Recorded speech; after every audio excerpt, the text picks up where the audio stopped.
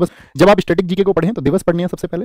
मतलब ऐसा नहीं कि सबसे पहले का मतलब उसको बाद में ही पढ़ना है, कहने का मतलब इंपॉर्टेंट टॉपिक्स हैं, डेज एंड थीम्स। आपका कुछ क्लासिकल हाउस होते हैं जैसे कि शास्त्रीय घराने, आप मान के चलिए इनको हम बोलते हैं आपका हिंदुस्तानी घराना, या आपका हिंदुस्तानी संगीत के घराने, या कर्नाटक संगीत दक्षिण भारत का उसके घराने।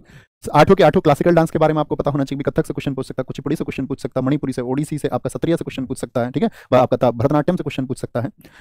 कला में आर्ट एंड कल्चर में सब कुछ आएगा, हमारे यहाँ किस तरह की ड्रेस पहनी जाती है, किस स्टेट का म्यूजिक कौन सा है, पंजाब का टप्पा म्यूजिक है, असम में बिहू म्यूजिक होता है, असम में बिहू डांस भी होता है, तो उनसे बड़े क्वेश्चन पूछे जाते हैं, ठीक है। ड्रेसेस लोक कलाकार, इस लोक कलाकार का मतलब होता है जितने भी हमारे फोक डांस हैं, जितने भी साथी हमारे लोक नृत्य हैं, यानी किस स्टेट का लोक नृत्य का मतलब होता है किस राज्य में कौन सा डांस होता है, किस राज्य में, मान के चलिए राजस्थान का कालबेलिया होता है जैसे आपका, या हम बोल देंगे उत्तर प्रदेश में आपका रासलीला होता है, या हम बोल देंगे आपसे भैया मध्य प्रदेश में आपका जो डांस होता है वो होता है आपका मटकी होता है, ज्वेरा होता है, वहाँ पे वो उत्सव भी है वहाँ पर, ठीक है। इस तरह से हम बोलते हैं उसको। हरियाणा की हम बात करेंगे भैया धमाल होता है, वहाँ पे फाग होता है, तो ये क्या हुआ, ये वहाँ का कल्चर हुआ, ये क्या हुआ, वहाँ का कल्चर हुआ, ठीक है। तो उस कल्चर से रिलेटेड क्वेश्चन हमारे किसमें पूछे जाते हैं, कला और संस्कृति में। म्यूजिकल इंस्ट्रूमेंट बांसुरी कौन बजाते हैं, उनके अवार्ड। फेस्टिवल्स किस स्टेट में कौन सा फेस्टिवल बनता है भारत में, इसमें धर्मों के फेस्टिवल भी पूछे जाते हैं आपसे कि ईसाई धर्म के कुछ त्योहार आपको पढ़ने पड़ेंगे, इस्लामिक धर्म के त्योहार आपको पढ़ने पड़ेंगे, इस्लाम धर्म के, यहूदी धर्म के त्योहार कौन से हैं। अवार्ड सारे इंटरनेशनल एंड नेशनल,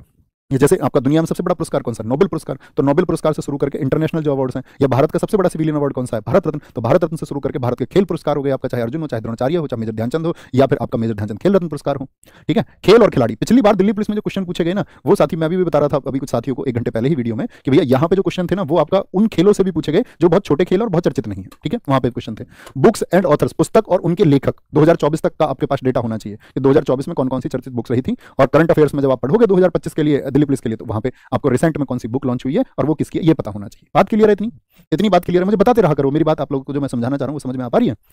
हिंदू त्योहार, ठीक है, जितने भी हिंदू फेस्टिवल्स हैं आपके, ऑर्गेनाइजेशंस का मतलब आपका वर्ल्ड बैंक हो गया आपका, या भारत के कुछ संगठन हो गए, आपका सिडबी हो गया, नाबार्ड हो गया, वो कैसे काम करते हैं, ठीक है। आपका जैसे एक संगठन आपका भारत में बैंकिंग के सिस्टम हो गया, स्टेट बैंक ऑफ इंडिया समूह हो गया, रिजर्व बैंक ऑफ इंडिया हो गया, वो सब आपको पढ़ लेना एक बार। फुल फॉर्म सारी पढ़ लेनी है, फुल फॉर्म जहां भी मिले कंपाइलेशन आपको रखना है। यूनेस्को साइट, आज भारत में 43 आपका वर्ल्ड हेरिटेज साइट है जो यूनेस्को द्वारा लिस्टेड है, तो उनके 43 के बारे में अब यहाँ से डीप क्वेश्चन बनता है बड़ा, पूछ लेगा आपसे, जैसे कि मान के चलो आपसे पूछ लेता है कि 100 रुपए के नोट पर रानी की वाव है, वो यूनेस्को की आपका लिस्ट में, यूनेस्को में लिस्टेड है, तो क्वेश्चन पूछ लेगा रानी की वाव को यूनेस्को में कब लिस्टेड किया गया था, या रानी की वाव जो बनी थी उसमें कौन सा आपका साथी आर्किटेक्चर यूज हुआ था, किसने बनवाया था, तो यूनेस्को साइट को आपको बहुत आपका डीपली पढ़ना चाहिए। साथ में रामसर साइट, यानी कि जो आर्द्रभूमि स्थल है हमारे, ठीक है, 2 फरवरी 1971 के ईरान सम्मेलन से जिनको आपको शुरुआत हुई, तो उसके बाद में भी आज रामसर साइट कौन सी होंगी, इंडिया में कितनी रामसर साइट है, कितने दोस्त बता सकते हैं जरा बताएं, अपने स्टूडेंट रहे होंगे जरूर बताएंगे।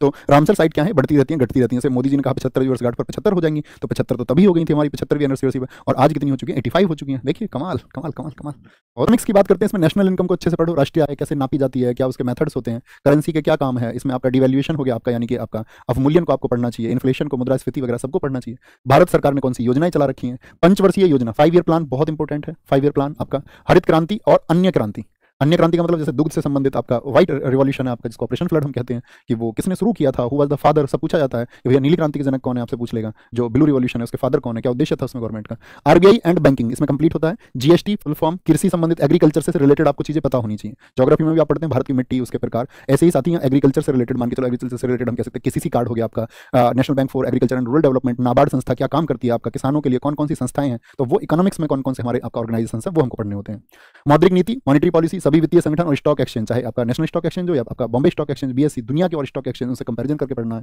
हिस्ट्री को देखिए ध्यान से, स्क्रीनशॉट ले लीजिए इसका, क्योंकि हिस्ट्री देखो, हिस्ट्री जब क्वेश्चन पूछा था दिल्ली पुलिस में तो कहीं से भी उठा के रखेगा, ये बात तो पहले माइंडसेट में रख लो, है ना। तो यहाँ पे क्या होगा, हड़प्पा सभ्यता, वैदिक सभ्यता, वंश राजधानी, वंश संस्थापक, महाजनपद, ये वो चर्चित टॉपिक है जो एसएससी अपने जीडी में भी इन टॉपिक्स को पूछता है, दिल्ली पुलिस में भी इन्हीं को पूछता है। आप पिछला वाला दिल्ली पुलिस उठा के देखो, तो पिछले वाले दिल्ली पुलिस को उठा के आप क्या कहेंगे, आप कहोगे भैया इसने तो जो है 50% चीजें तो रिपीट मोड पर ली है, 50%, बस 50% में नया है। यानी आप देखोगे पिछले एग्जाम में भी 20 से 22 क्वेश्चन ऐसे थे जो प्रीवियस ईयर के थे, अब बाकी बचे 26, 27, 28 क्वेश्चन वो आपका एक्सपेक्टेड या नए क्वेश्चन थे, उनके लिए एफर्ट सबको लगाना पड़ता है। प्रमुख ऐतिहासिक शब्दावली, मध्यकालीन, दिल्ली सल्तनत, मुगल काल पूरा पढ़ें कि भैया मुगलों ने आपका 1526 से लेकर 1857 तक भारत में कैसे रूल किया, दिल्ली सल्तनत 1226 से लेकर 1526 तक क्या हुआ था दिल्ली में, भारतीय राष्ट्रीय कांग्रेस को पढ़ें, प्रमुख समाज, गांधी युग को पढ़ें, हिस्ट्री में यही सिलेबस सबके लिए होता है। पॉलिटी का तो पढ़िए, सबसे पहले संविधान सभा, ठीक है, जो बेसिक आपका जो आर्टिकल्स, इंपोर्टेंट आर्टिकल्स वो आपको पता होना चाहिए, संविधान के किस भाग में क्या लिखा गया है, किस अनुसूची में क्या लिखा गया है, वो बेसिक जानकारी आपको होनी चाहिए, ठीक है। फिर आपको मौलिक अधिकार पढ़ने के बाद में फिर आपका डीपीएसपी और मौलिक कर्तव्य हो गए, fundamental duties, parts of constitution हो गए, आपका इंपोर्टेंट आर्टिकल्स हो गए, और आपका इंपोर्टेंट आपका कॉन्स्टिट्यूशनल अमेंडमेंट्स हो गए, महत्वपूर्ण संविधान संशोधन, हाई कोर्ट, सुप्रीम कोर्ट को पढ़िए, राज्यपाल को पढ़िए बहुत अच्छे से, उसके संबंधित आर्टिकल, राज्यपाल कैसे चुना जाता है, ठीक है। और फिर आपका राष्ट्रपति, राष्ट्रपति की पावर्स क्या क्या है, राष्ट्रपति के बारे में क्या क्या अधिकार है, उसका अधिकार क्षेत्र क्या है, राष्ट्रपति के सभी अनुच्छेद आपको, जैसे आर्टिकल 52 से शुरू होता है, सब पता होना चाहिए आपको। उपराष्ट्रपति राष्ट्रपति आर्टिकल 63 से उसके क्या अधिकार हैं, वो राज्यसभा का उपसभापति होगा, वहां पर उसके क्या अधिकार हैं, ओके। और नीति आयोग को, ठीक है। नीति ज्योग्राफी, पड़ोसी देश, सेंसस। सेंसस बहुत इंपॉर्टेंट है, पिछली बार दिल्ली पुलिस में 2-2 3-3 4-4 क्वेश्चन पूछे गए। ज्योग्राफी में आप पढ़ेंगे इसको या इकोनॉमिक्स में पढ़ लेंगे, है ना।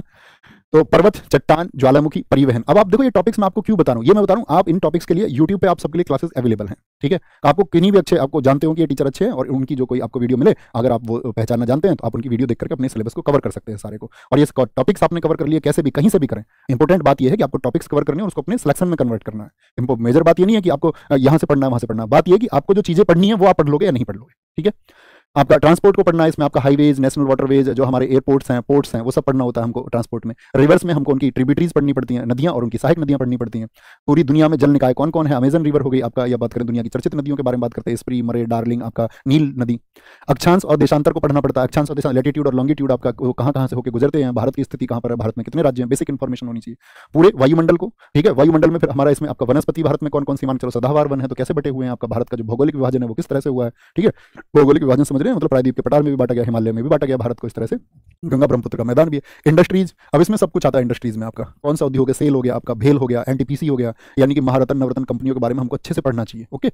नेशनल पार्क, मृदा मैंने आपको अभी बताया मिट्टी के बारे में, नेशनल पार्क हो गए, बायोस्फीयर रिजर्व हो गए, प्रमुख संरक्षण एक्ट यानी पर्यावरण को बचाने के लिए, जल संरक्षण के लिए, वायु संरक्षण के लिए, ओके। तो जो एक्ट आप डाल लेना है, यूट्यूब आप सर्च करो इंपॉर्टेंट एक्ट तो मिल जाएंगे आपको। और आपका क्या बोलेंगे, एनवायरमेंट एंड इकोलॉजी से जो क्वेश्चन या इकोसिस्टम से जो क्वेश्चन आएंगे उसके बारे में आपको याद रखना है, ठीक है।